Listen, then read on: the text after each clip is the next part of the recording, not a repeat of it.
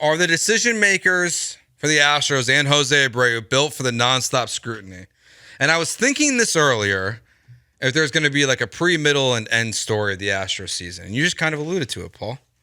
You said they're 0-1 with Jose Abreu back in the lineup. I do feel like that's something that's going to be very with Jose Abreu, without Jose Abreu, with Jose Abreu, and then probably without Jose Abreu again at some point this season. And we're going to look at the Astros season in 2024 at the end of it, whether they win the World Series or miss the playoffs. And we are going to look at this team and say, look what they did with this guy and look what they did without him. And we're going to have a lot of probably issues with the way they handled it. Interesting. Yeah. So just Jose Abreu's return is going to be like what we used to have with BC, yes, before Christ, and AD, Anno Domini, which have been changed to BCE, before Common Era, and then to Common Era. So we're going to have with Abreu, without Abreu. WJA, and then PA. And then with Jose Abreu back. So it's like, because you have you have the different sections. Because like you have the original life. Let's not be bad at grammar and English as well on this show. Sorry. So I'm going to say Jose Abreu, JAF. Okay. Jose Abreu in Florida. Okay. And then JAH, Jose Abreu, Houston. Okay. So we have Jaff and Jaw. But you don't want to have two. You don't want to have like a before and an after. Yeah, no. There's Jose Abreu pre-Florida. Yeah, pre-Florida. Jose Abreu Florida, and then Jose Abreu after Florida. Yeah, I think because what if he's really good and the Astros are better than they ever were, and we say Florida saved the season.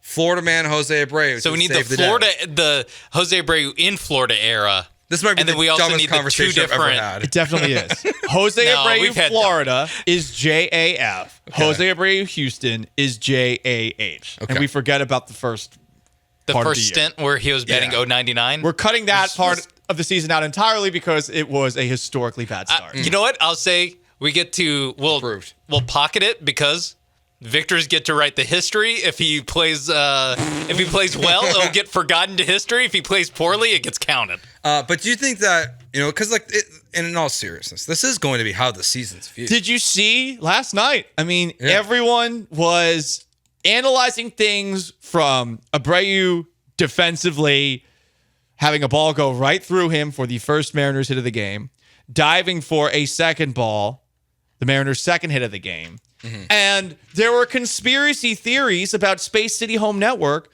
not showing the second ball that was hit by Jose Abreu.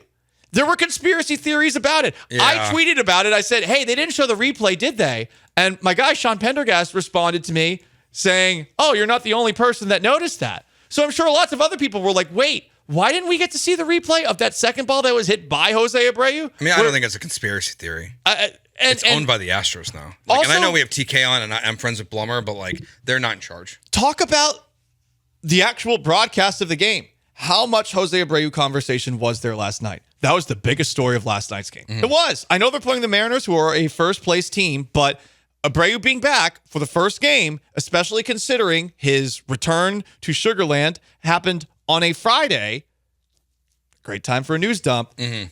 That's the biggest story, especially if this game got out of hand. Yeah. I would have been very curious to know how Todd and Jeff would have handled that. Tough place to be in when you are working for the home broadcast network, the flagship station of a team.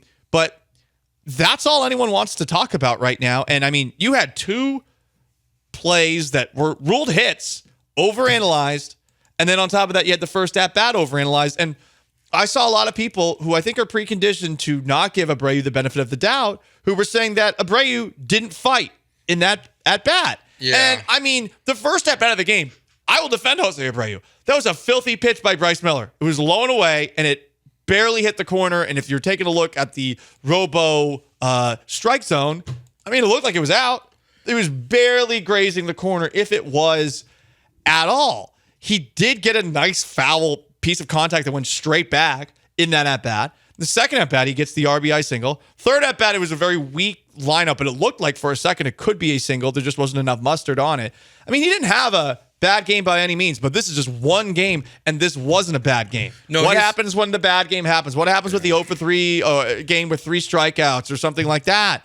And it's going to be that every night. Game it only gets you so far in the Jose Abreu. Like having an RBI single when your other 3 at bats are strikeouts, and you have the first play. He only struck out once. Oh, he only struck out once. I'm thinking of Pena. But like the more that even if Abreu has like 1 hit and then everything else is outs, and like if he's batting 200, 250, it'll be an improvement to what it was before.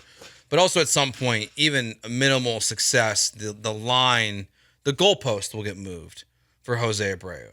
Like he is going to be the topic of conversation amongst fans. How do you think that the front office and Astros organization as a whole will handle this? Because I don't think it will be well. I think they'll start getting snippy here pretty quickly. Because I think they're all going to get tired of it. They already were getting snippy with the back of the baseball card comments. What sucks is that the guys who are making decisions to put Jose Abreu back out there can't be Dana Brown, because Dana Brown said John Singleton's our everyday first baseman. Can't be Joe Espada. Joe Espada is the one who's saying that Joey Loperfido has played well enough that he shouldn't be sent down. And they're the guys that are going to have to field the questions about this.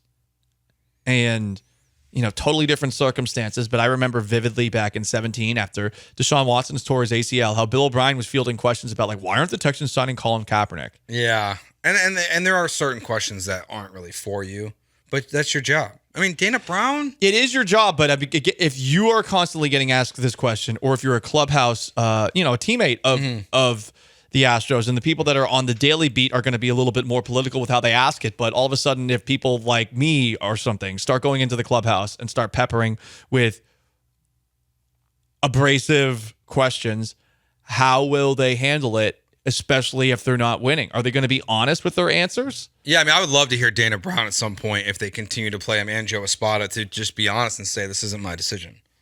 It's hard to do that when you're trying to cultivate a culture in an organization, because even if Dana Brown felt that way and the players agreed with him, they would look at him with a side eye if he said, well, that's not my call. I'm being told to keep Jose Abreu on this roster. We would like him to hear that, but I do think you'll hear, because even the back of the baseball card stuff, it was more insulting, I think, to baseball fans and to their intelligence by trying to use that as an excuse. It tried to just make them seem superior in thought of what a baseball player is, and that they think that stuff that mattered in a 60-game season, and a player who's been on a decline for years, that the back of the baseball card matters.